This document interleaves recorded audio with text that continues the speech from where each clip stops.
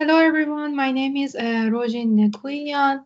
I'm going to present my PhD dissertation, which has been prepared under supervision of Professor Dr. Mario Van Hoeken. The topic of my dissertation is solution improvements for scheduling projects with alternative subgraphs. This dissertation focuses on studies in the field of project management, more specifically project scheduling. In the current dynamic and competitive business landscape, successful project scheduling is crucial for organizational success across diverse industries. Optimizing project timeline and efficiently allocating resources are key to achieving project goals while navigating constraints such as limited resource availability. This has led to emergence of various problems in the area of scheduling, one of which is the problem of scheduling activities under constrained resources and precedence relations with the objective of make-span minimization called the resource constraint project scheduling problem or RCPSP. In this NPR problem, the project network structure is assumed to be deterministic, which is an outdated assumption due to the advancement of technologies.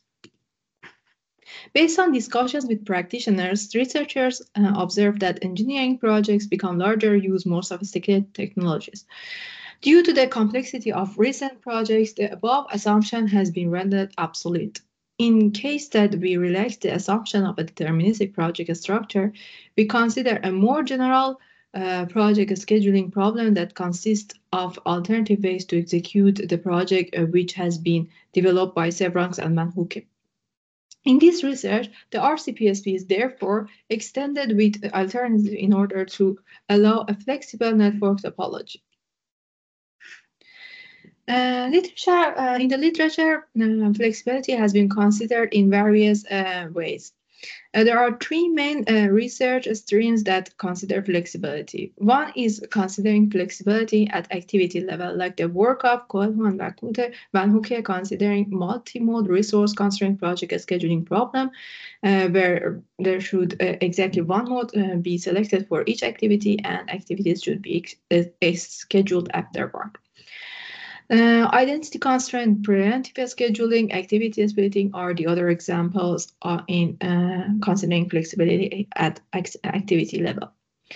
Also, flexibility can be considered at a work package level with the work of alternative process plans, flexible project structure like the work of Klembrink and Hilbert in 2015, where choosing optional activities determines the execution of other activities and or causes other choices. Alternative activity chains and alternative subgraphs as this is the topic and the problem of this dissertation. And also flexibility can be considered in both at activity level and work package level, which we call it hybrid, like the work of Berhelman and Van Hoeken in 2018, RCPSP with multiple execution alternatives, or multi-mode alternative activity chains and activity technologies.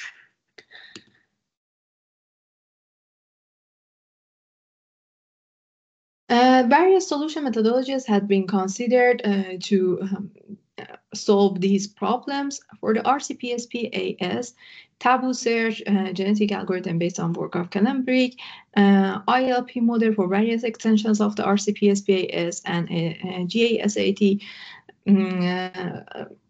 methodology has been used for the RCPSP-AS. And for the other problems, considering flexibility, mostly genetic algorithm has been considered, and other approaches such as Markov decision process, local solver, and simulated annealing are the other approaches that have been considered. This dissertation includes 6 chapters. In the first chapter, we introduce and provide explanation for the problem. In the second chapter, we provide explanation on constructive heuristics, and we develop multiple priority rules and develop constructive heuristics for the RCPSP-AS. In chapter 3, we'll develop a dynamic genetic and learning-based genetic algorithm, and in chapter 4, we improve the proposed genetic algorithm. In Chapter 5, we extend the RCP-SPAS with an objective of cost minimization, and in Chapter 6, we conclude the findings of this dissertation. Our problem's fundamentals comes from the problem resource constraint project scheduling problem. We consider a directed acyclic graph that represents the activity on node project network. The activities should be scheduled on a set of renewable resource types for which per period available amount of each resource type is previously known and assumed constant over time. In the RCP-SPAS, activities can be executed from the schedule while the project still can be excluded from the schedule while the project still delivers on the required outcomes. In this problem formulation, the set of all activities consists of two mutually exclusive subsets of activities. The set of fixed activities that should always be executed in order to complete the project, and the set of alternative activities that are optional, hence the precedence and resource constraint of an alternative activity should only be satisfied when the activity is included in the schedule. Here you can see an example of a project structure for the RCP-SPAS. An alternative subgraph can be identified by a principal activity in the beginning and the terminal activity at the end. Here, S and 9 are principal and terminal activities. A principal activity is followed by several branching activities from which one should be selected. Branching activities are alternative activities, and the following success order of the branching activities are included in the alternative branch. You can see a red path as an alternative path in the RCP-SPAS. Two complex relations called nested and linked are identified within the terminology of the RCP-SPAS. When an alternative is embedded in the another alternative, like the relation between the activity S and 1 and their related subgraphs, is a nested relation. And it can be that two alternatives within a subgraph or two different subgraphs are related with a linked relation, which we call it a linked relation or connection. The objective of the RCP-SPAS is to select for each alternative subgraph exactly one alternative branch such that the make span of the project is minimized. We will schedule the remained activities considering constrained resources and precedence feasibility, and it should be noted that scheduling and selection should be done integratedly and not separately. A new large-scale dataset, including 36,000 instances based on this information, has been developed to investigate optimal solutions for the RCP-SPAS. These instances are specified with 4 flexibility parameters.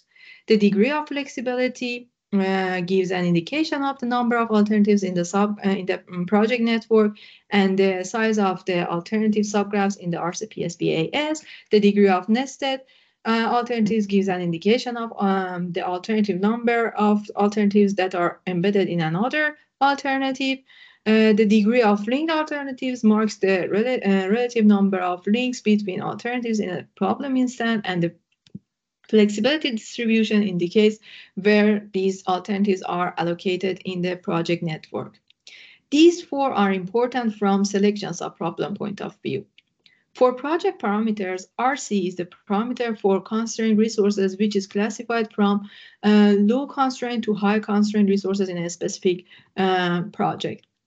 SP is a parameter which specifies the degree of serial or parallel project network. They are important from selection, a scheduling subproblem point of view, not selection.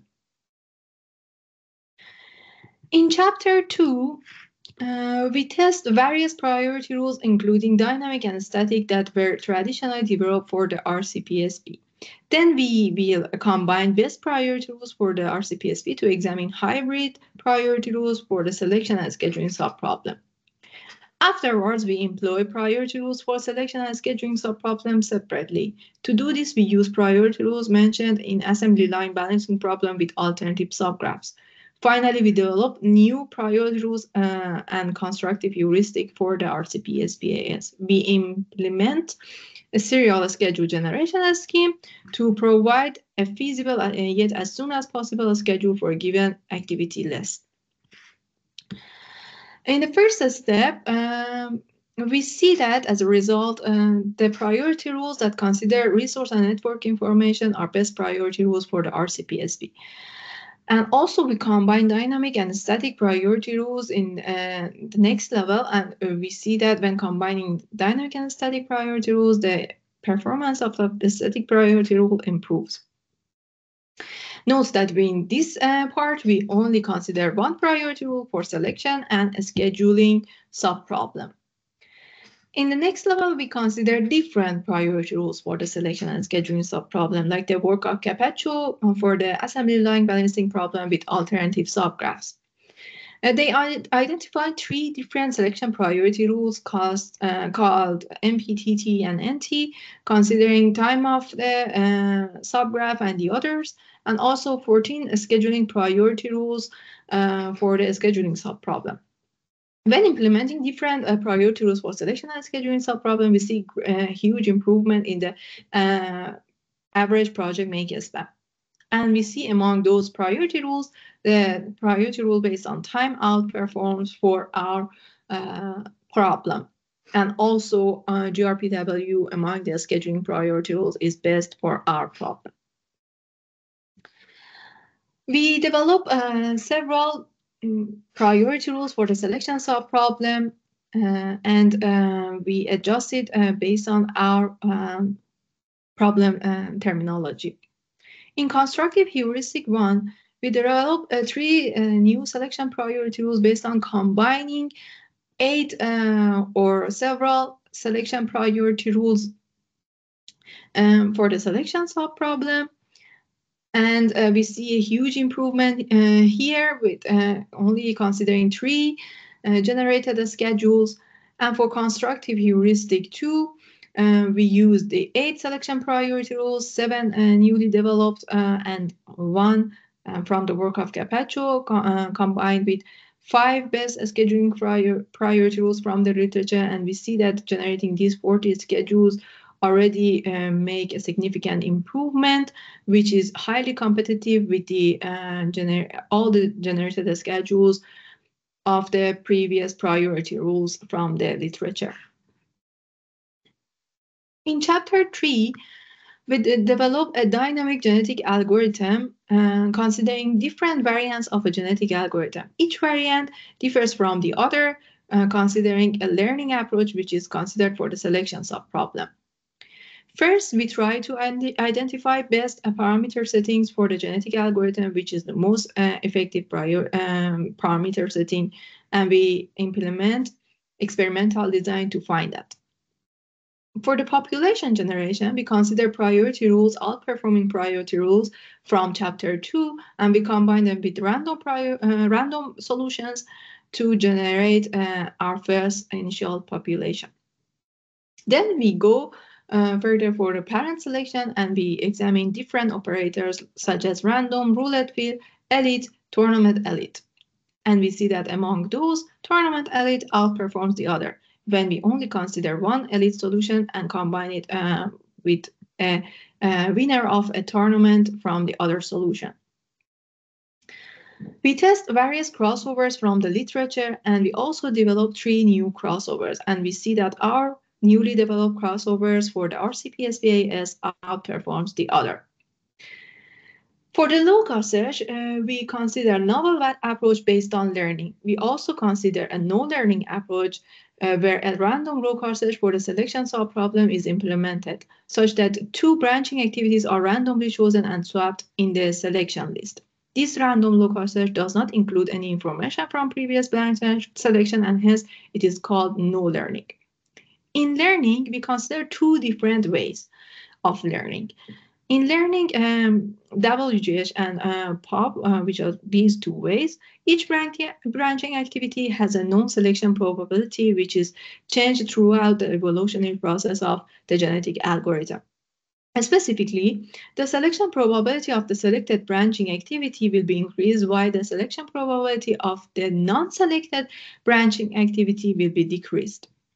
This adjustment is implemented in two different ways. The learning WGH starts with an equal probability of selection for all branching activities, and one branch is selected randomly when this local search is implemented.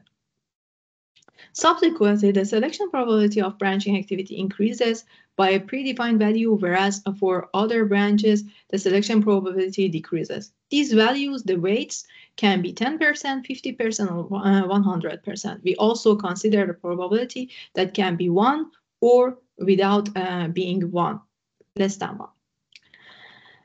In learning based on the population, the probability of selecting a branching activity depends on the frequency of individuals in the genetic algorithm population that prioritize a specific branching activity. As the number of elite solutions in the population increases, the selection likelihood of the branching activities that provide the minimum project make span increases.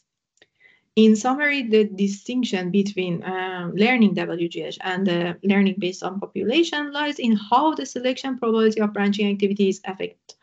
In learning WGH, this probability changes by a predefined value, while the changes in the probabilities are determined by the individuals in the population in learning based on population. We also examine various parameter settings for the mutation. We see that when we consider 20% mutation and when we implement the swap operator, we generate high quality solutions. To further improve the solutions and improve the methodology, we implement a restart scheme. These restart schemes can be implemented in several ways, like in late, equal, or early. It means that after how many schedules we should restart the population. If we restart the population after 3,500 schedules that generated, we call it a late reinitialization or late restart.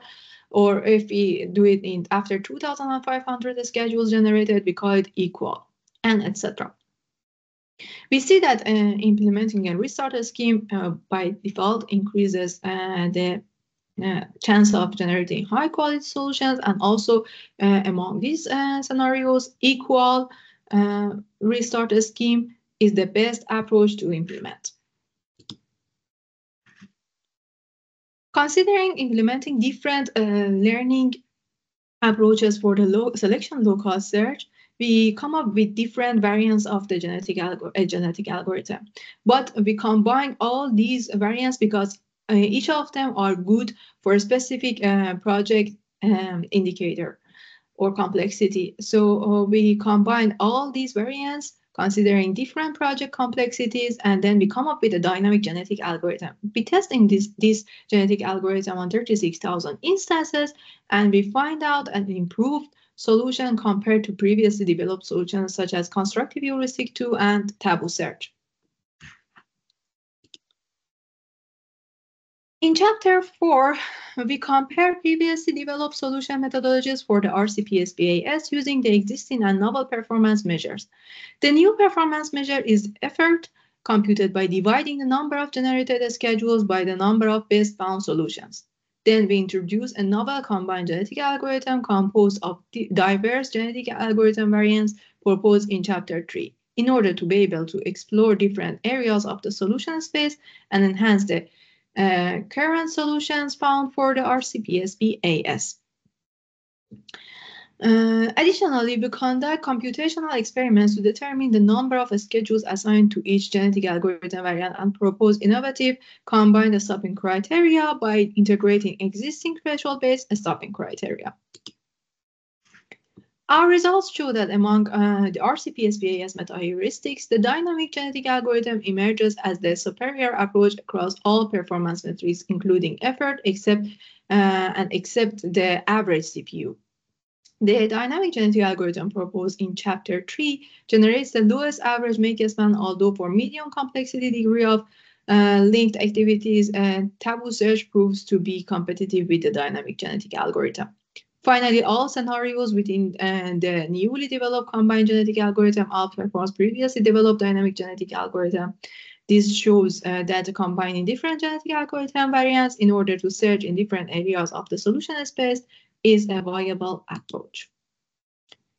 In Chapter 5, we extend the existing RCPS-PAS model with cost parameters and cost minimization objective, and we call it the RCPS-PAS with C denoting as cost. The cost parameters considered in this problem are alternative cost, consists of a fixed cost required for setting up each alternative, such as preparing a plan installation, and variable cost essential for actual execution of the alternative, such as renting or energy costs for alternative technology. Indirect cost represents the cost related to project duration and includes the costs that are not associated with a specific project activity. Tardiness cost, which is a penalty when the project make-span exceeds the project deadline. And the resource cost is associated with the usage of resources for performing activities such as material, labor, machinery, and equipment cost. We also consider two resource parameters, incremental and cumulative resources, representing the work quantity of manpower employed in a project can be restricted per month or per project. To validate the MILP model, we use a Grabit software. We also show the results of percentage gap between best found solution and best found, considering different time limits.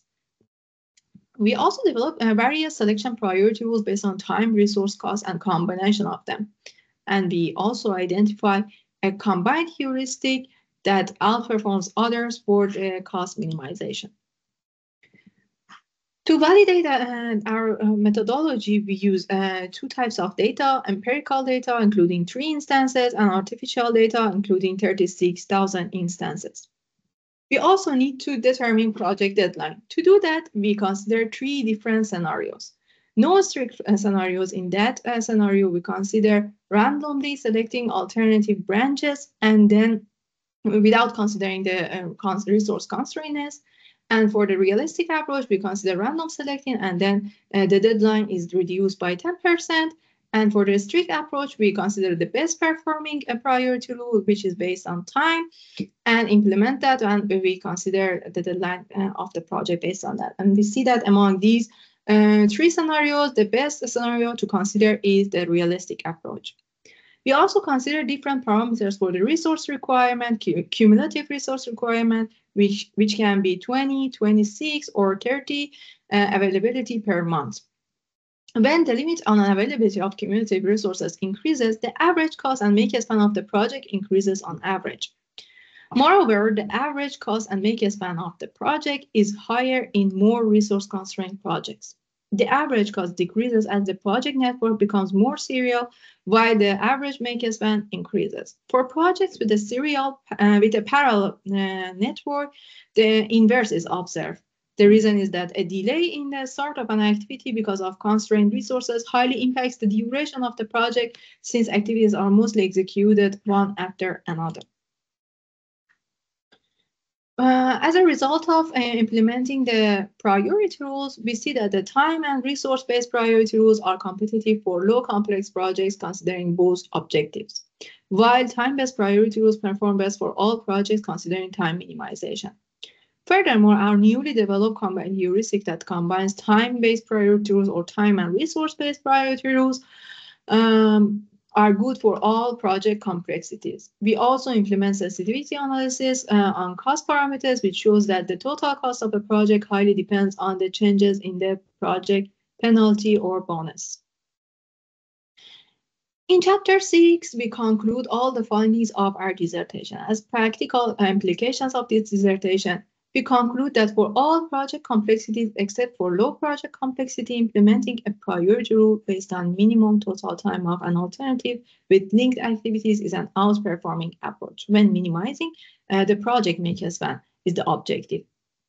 In general, the dynamic genetic algorithm is an outperforming approach for all project complexities, although for higher complexity, no learning and learning based on population, and for low complexity, learning based on 50% weight, and with including selection probability of 1 are outperforming approaches. When it comes to cost minimization objective, a combination of time and resource requirement is good for low complexity projects. However, the proposed combined heuristic should be implemented for projects with all complexities.